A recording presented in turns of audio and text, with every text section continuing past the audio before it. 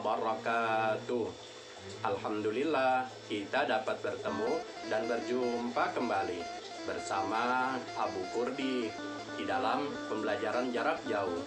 Agar pembelajaran kita kali ini diberikan kemudahan, kelancaran oleh Allah Subhanahu wa Ta'ala, mari kita sama-sama berdoa agar apa yang kita harapkan diberikan oleh Allah Subhanahu wa Ta'ala.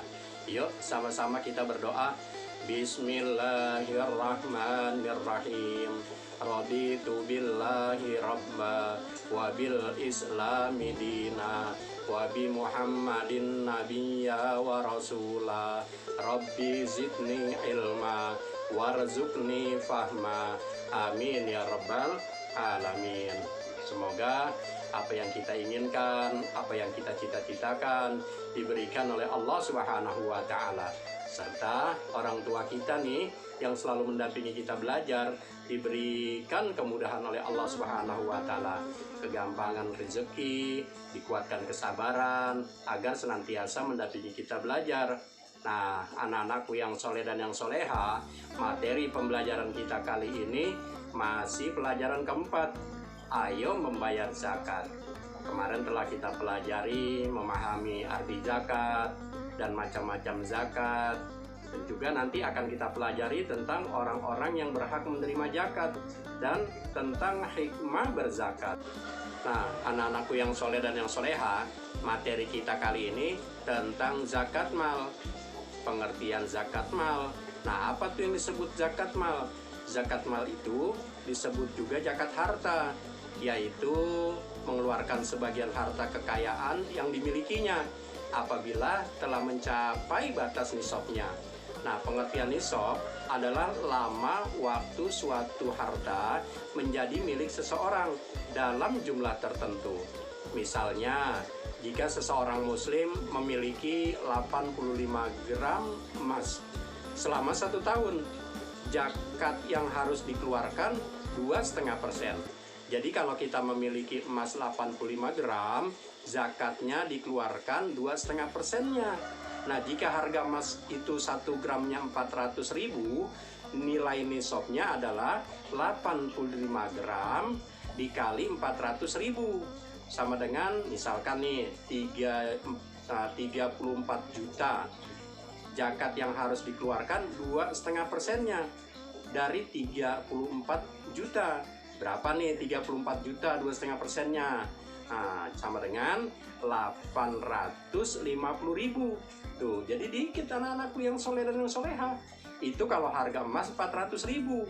Kalau harga emas 500.000, tinggal kalian kalikan saja dengan jumlah 85 gram itu. Jadi kita mengukurnya emas 85 gram dikali harga emas tersebut per gramnya. Jadi kalau ini contohnya, misalkan harga emasnya 400.000 dikali 85 gram sama dengan 34 juta. Nah, zakatnya 2,5% sama dengan 850.000. Jadi dikit zakatnya sebetulnya. Tapi masih banyak orang-orang yang tidak mau membayar zakat. Nah, kalau orang yang tidak mau membayar zakat, sama saja dia maling, pencuri, memakan harta fakir miskin. Nah, anak-anakku yang soleh dan yang soleha, zakat mal dimaksud untuk membersihkan harta yang dimiliki. Karena di dalam harta itu ada hak fakir miskin. Tuh, jadi di dalam harta itu ada hak orang-orang yang tak mampu. Ada orang hak fakir miskin, para duafa, ya, para gharim yang berhak menerima zakat kan kemarin ada berapa tuh? Ada 8. Nah, hak mereka. Nah, sekarang syarat wajib zakat mal. Tolong diperhatikan, syarat zakat wajib mal. Syarat wajib zakat mal yaitu sebagai berikut nih. Yang pertama, pemilik harta adalah orang Islam. Tuh, yang pertama adalah pemilik harta itu orang Islam. Dan yang kedua, pemilik harta telah baligh dan berakal. Dan juga harta tersebut termasuk dari jenis harta wajib yang dizakati. Tuh, jadi ada harta yang dizakati nih, dan juga tidak ada harta yang tidak dizakati. Jadi yang di sini yang dimaksud adalah harta yang wajib dizakati. Dan yang keempat, harta tersebut telah mencapai 1 tahun. Tuh, haul. Jadi selama setahun itu disebutnya nanti haul. Kalau batas ukuran tadi tuh dalam jumlah tertentu disebutnya nisab. Harta tersebut milik sendiri. Tuh, jadi harta milik sendiri mencapai 1 tahun, harta tersebut termasuk jenis harta yang wajib dijakati. Pemilik harta juga adalah orang Islam. Nah, anak-anakku yang soleh dan yang soleha, jenis harta yang dizakati sebagai berikut. Nih, tolong perhatikan nih, jenis harta yang wajib dizakatkan seperti berikut. Yang pertama, perhiasan emas. Itu yang tadi sudah Pak Ustadz contohkan. Yang kedua, uang simpanan yang telah mencapai 1 tahun. Nah, uang simpanannya berapa? Dikiaskan dengan harga emas dalam jumlah 85 gram. Tuh, untuk kehati-hatian 85 gram. Dan juga harta atau uang yang diperoleh dari usaha berdagang atau bekerja. Tuh, jadi atau harta perniagaan kita berdagang tuh. Dihitungnya bagaimana? Tetap dikiaskan ke dalam jumlah bilangan emas. Nah, hasil pertanian. Tuh, jadi ada harta simpanan uang, ada perniagaan, ada hasil pertanian, misalkan dari padi dan palawija, dan juga binatang ternak, misalkan kambing, sapi, dan kerbau. Nah, itu yang wajib dizakatkan. Dan juga barang temuan, misalnya perhiasan, uang logam yang terbuat dari emas atau guci yang tinggi nilai harganya. Barang temuan, kebutuhan harta karun. Nah, itu wajib dizakatkan juga. Nah, jadi harus paham tuh hal-hal yang benda-benda yang harus kita zakatkan. Di samping uang, emas, perhiasan emas dan perak, dan juga perniagaan atau kita pengusaha, dan juga pertanian, nah hewan ternak. Nah, anak-anakku yang soleh dan yang soleha, tolong nih diperhatikan. Jenis harta, nisab, waktu, jumlah yang harus dikeluarkan. Nih, hasil bumi, biji-bijian dan buah-buahan. Nah, ini hasil pertanian nih. Itu nisabnya 5 wasak atau 1050 liter. Satu wasaknya itu 6 sok.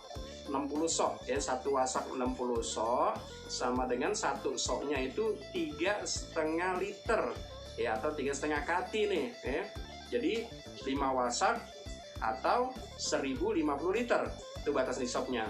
Ada juga yang 10 wasak, nah, dikeluarkan setiap kali panen dalam mencapai nisabnya.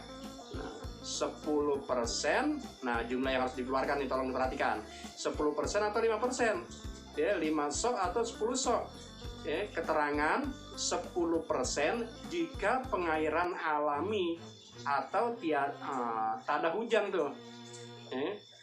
Kalau 10% itu berapa nih? Bagaimana caranya nih? Kalau pengairannya itu alami, tidak ada pembiayaan. Nah, tapi kalau 5% jika pengairan memerlukan biaya. Kadang-kadang kan kita dari lewat irigasi tuh. Nah, biaya perairannya kita bayar. Nah, jadi bayar zakatnya tuh 5 wasak, atau 5%.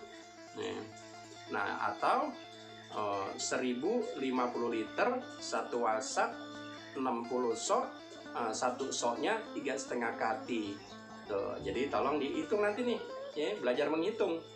Nah, jadi kalau perairannya kita membayar, jadi bayar zakatnya itu 5% atau 5 wasak di hitungannya, atau 5 wasak. Atau kalau kita bayarnya zakatnya 10%, itu perairannya kita gratis, tanpa pembiayaan. Nah, anak-anakku yang soleh dan soleha, yang terusnya tuh jenis harta rikaz atau barang temuan atau harta yang terpendam. Nah, kita nemu barang pertemuan, emas 20 dinar atau sekitar 85 gram, peraknya 200 dirham, atau sekitar 595 gram. Nah, dan mencapai haul nih, telah mencapai setahun yang dimilikinya, 20% atau 1/5-nya itu kalau barang temuan. Kalau barang temuan kita bayar zakatnya 20% atau 1/5-nya. Dan selanjutnya nih binatang ternak. Nah, binatang ternak kambing 40 ekor nih nisabnya. Tolong perhatikan. Telah mencapai haul setahun, mencapai setahun, 40 sampai 120 ekor, zakatnya tuh 1 ekor. Jadi gampangnya gitu, 40 sampai 120 ekor kita punya kambing, maka zakatnya 1 ekor. Nah, kalau 121 sampai 200 ekor, zakatnya 2 ekor. 201 sampai 300 ekor, itu zakatnya 3 ekor. Nah, selebihnya setiap 100 ekor, zakatnya 1 ekor deh. Gampangnya seperti itu. Oke. Nah, ini kalau buat kita jadi seorang peternak nih, pengusaha, kalau di Jakarta nggak mungkin kita jadi peternak di sini nih. Peternak itu biasanya yang di kampung-kampung. Nah, anak-anakku yang soleh dan yang soleha, ya, jenis harta lagi tuh binatang ternak nih. Tadi kambing, sekarang sapi atau kerbau. Oke, kalau nisabnya itu kita punya kerbau 30 ekor. Udah mencapai setahun nih batas waktunya nih. Ya, 30 ekor sampai 39 ekor. Ya, 1 ekor umur 1 tahun tuh zakatnya. Kalau kita punya 30 ekor sampai 39 ekor nih. Ya, zakatnya 1 ekor sampai 1 ekor yang umur 1 tahun. Kalau 40 ekor sampai 59 ekor, zakatnya 1 ekor yang umur 2 tahun. Nah, 60 ekor sampai 69 ekor, zakatnya 2 ekor yang umurnya 1 tahun. Nah, 70 ekor sampai 79 ekor, ya, zakatnya 2 ekor, ya, atau 1 ekor umur 1 tahun, ya, 1 tahun umur 2 tahun, ya. Jadi 2 ekor tuh, yang 1 ekor umur 1 tahun, yang 1 ekor umur 2 tahun. Itu kalau kita punya sapi atau kerbau 70 sampai 79 ekor.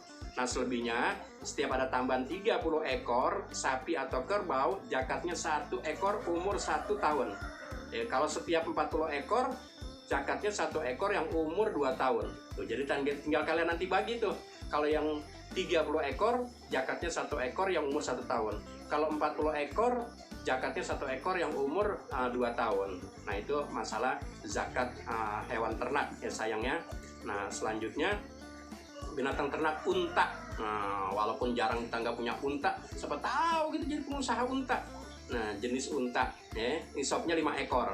Setahun atau haul telah mencapai 1 tahun milik kita. 5 ekor sampai 9 ekor, zakatnya tuh 1 ekor unta.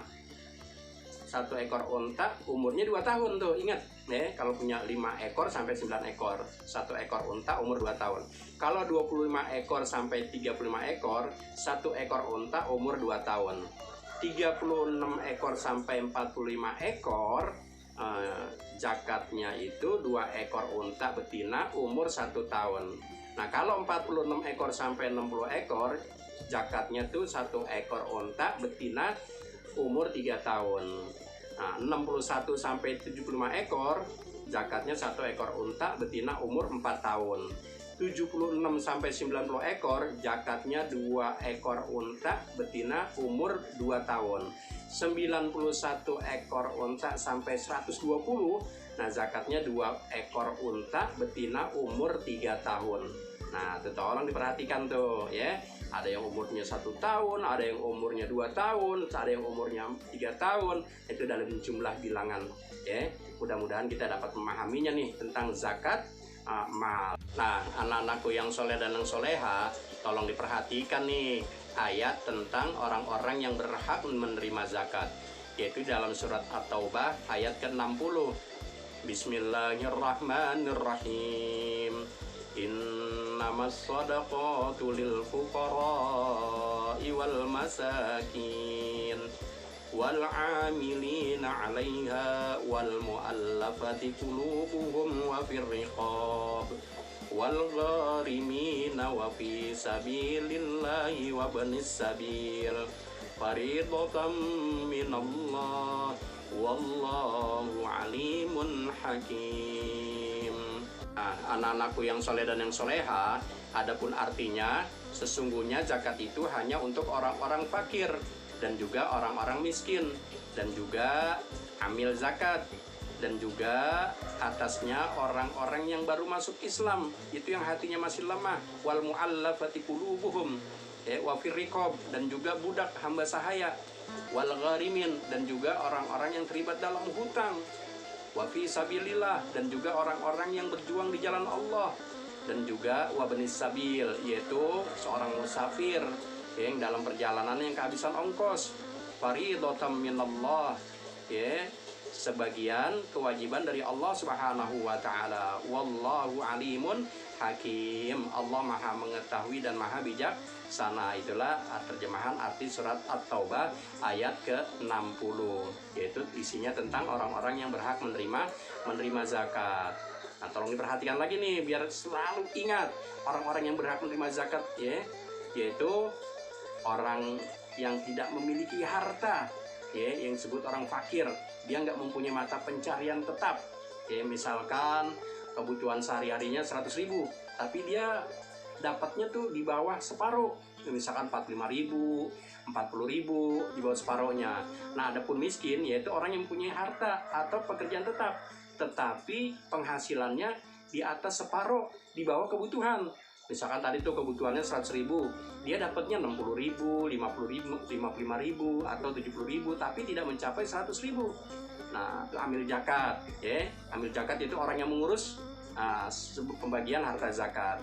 Mu'alaf, harus diingat nih, orang yang baru memeluk agama Islam, yang masih lemah akidah Islamianya, yaitu hamba sahaya budak, yaitu orang yang dijanjikan merdeka atau bebas. Gharim, yaitu orang yang terlibat dalam hutang, ya. Terus sabilillah, orang yang berjuang, yang menegakkan kalimat Allah Subhanahu wa taala, menegakkan ajaran Allah Subhanahu wa taala. Dan juga ibnu sabil atau musafir, yaitu orang-orang yang dalam perjalanan. Ingat tuh, orang-orang yang berhak menerima zakat itu ada 8. Nah, anak-anakku yang soleh dan yang soleha, apa sih hikmahnya berzakat?